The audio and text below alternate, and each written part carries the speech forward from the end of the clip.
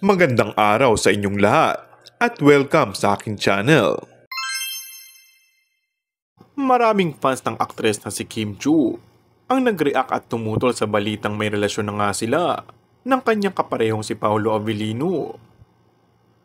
Okay nang daw kung maging sweet sila sa isa't isa habang ginagawa nila ang linlang and what's wrong with Secretary Kim. Para naman yun sa promo ng kanilang mga shows dahil nagtulungan sila para tangkilikin ang kanilang love team at panoorin ang kanilang serye. Pero ibang usapan na raw kung mauuwi ito sa seryosong relasyon.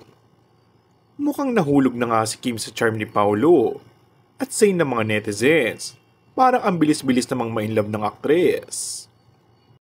Gusto ni Kim na masabing may jowa na rin siya dahil umami na nga si Sian Lim sa relasyon nila ng Viva producer na si Iris Lee. Para sa iba, parang ang cheap naman kung agad-agad na bumigay si Kim Chiu kay Paolo Avellino dahil lang sa broken-hearted ito. May mga nagsabi namang iisa ang style ni Paolo. Walang duda na may hatid na kilig talaga, lalo na sa mga fans na current ka-love team niya. Ganoon din halos nagsimula sina Paolo at Janine Gutierrez noong una silang magtambal sa ABS-CBN. And that's all for our today's video.